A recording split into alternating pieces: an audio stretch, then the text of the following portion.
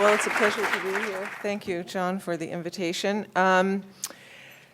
We started this morning with the financial collapse and the role of free market ideology in getting us to where we are today, the failure of economists and other true believers in the market to anticipate what would happen, and to see the ways in which the system was throwing up, what we now know are fictitious results, that is, hundreds of billions in fictitious profits for years before the crash.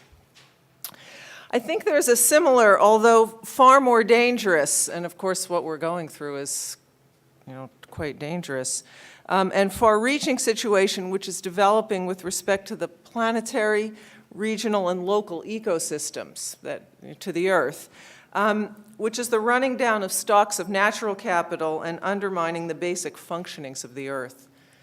And I also fear that we have a similar kind of blindness among economists. Schiller called it a groupthink, about how the market and our economic system is influencing the natural world. Economists aren't listening to the scientists. A few are starting to more, and there's a little bit more conversation and listening going on with respect to climate change than there is to other kinds of ecological degradation. But that disconnect between the science and the economics, I think, is something that really ought to concern us. And that's what I want to talk about today. And in particular, what I'm going to argue, and this is what I call the colossal failure, is that there are a number of ways in which a market economy has a bias toward the production of output, and the flip side of which is income, and over time that means a trajectory of growth rather than alternative uses of productivity, growth, and activity. And that we tend not to see this bias, but it's very large. It operates in the goods markets, I'm going to argue, and in labor markets. Those are two very, very big markets. Goods, by which I mean goods and services, that consumer markets in general, and in labor markets. And the point about the economists, I think, on this, or economics as a field on this, and someone mentioned earlier the concept of the magic of the market, and Reagan talking about the magic of the market.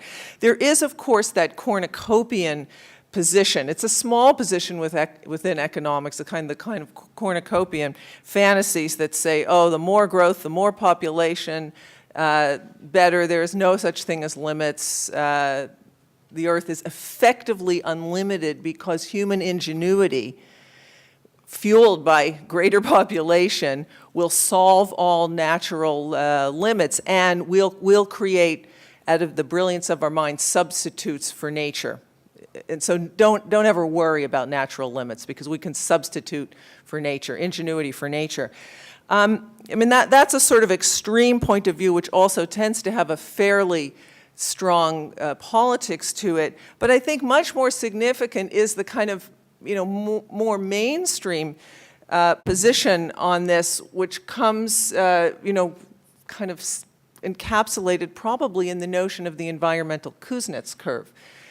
For those of you who've studied in economics, the Kuznets curve posits this trade-off between equality and income, or equality and growth, and if you want to grow, you have to give up equality, and eventually you'll get your equality back, because equality is a normal good, and as people get richer, societies get richer, they're going to want more equality, so they're going to redistribute from the market.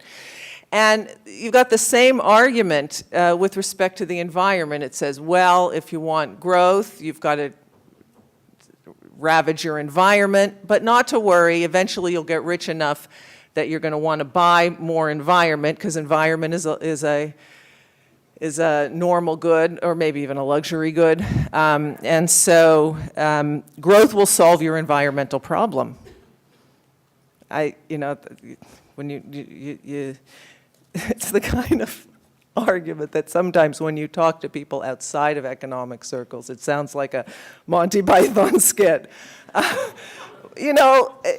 But of course, within the discipline, it's exactly the kind of logic that's at work and had very, very little criticism. Of course, it turns out the evidence is absolutely not there for it at all, particularly with the really big ecological problems. You've got, it happened, you know, you see some evidence for it with a few individual pollutants, but sulfur dioxide being the most, you know, prominent one. But with greenhouse gases, for example, absolutely not true. The more growth you have, the more greenhouse gases. Okay, so the flaw in this kind of argument is thinking of nature as a consumption good rather than the basis of production. And I think that the quote-unquote free market theories or the free market mindset, which basically has no ecological system underlying the market, that it's just assumed away. The failure to account for this is a pretty significant blunder. So I'm just going to give you, ecocide is a strong word, but I think if you look at what's going on, not only on climate, but on biodiversity, on ecosystem health around the world, it's really not too strong. You know, there are many graphs like this, and they're actually, the accuracy of these graphs is, you know, pretty much changing by the week as the science is just coming out day by day by day. You know, different and different. But basically the point is the BAU, business as usual path, is getting us into warming of a catastrophic nature, and we've got to get very quickly, very dramatic reductions in greenhouse gases in order to keep warming at, you know, even the 2%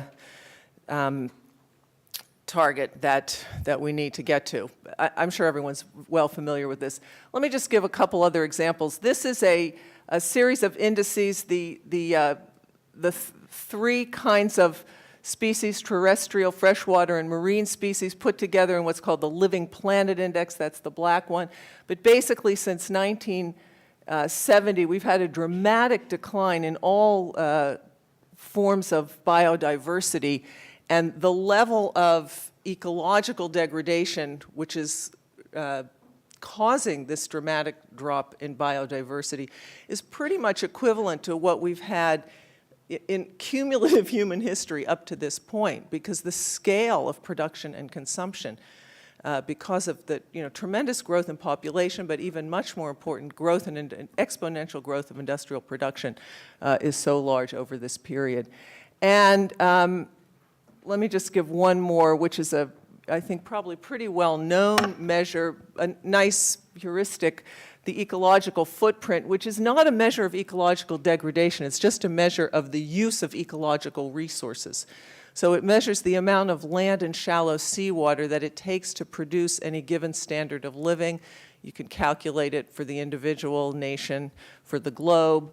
And it's paired with a measure of biocapacity. So how much of that land and shallow seawater is available on Earth as arable land in order to be used to support the human population in our production and consumption activities. In 1961, the estimates are we were at about using about half the biocapacity of the Earth. And you can see some of the areas of the darker, the high ecological footprint, of course, the eastern part of the United States, northern Europe, high, certain parts of South Asia and China. In 2001, we were at about 121% of capacity, which means that we are running down the stocks in ecosystems. A big part of this, of course, is the atmospheric ecosystem, because this includes the amount of basically absorptive capacity of the Earth that we need to absorb the greenhouse gases that are coming out. We are now at about 140%. We basically moved above the realm of sustainability into unsustainability in about 1980.